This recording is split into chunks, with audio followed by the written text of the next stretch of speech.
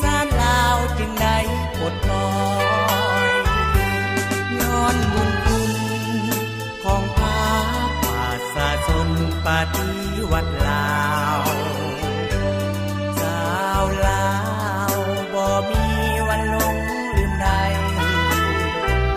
ตลอดชีวิตขออุทิศไว้นำพักเขา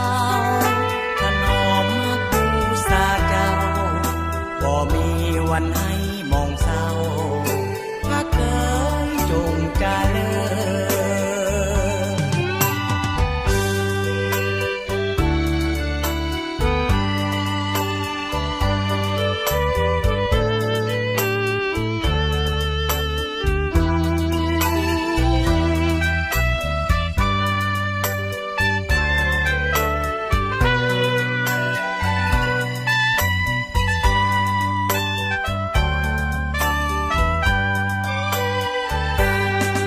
ญบุญคุณ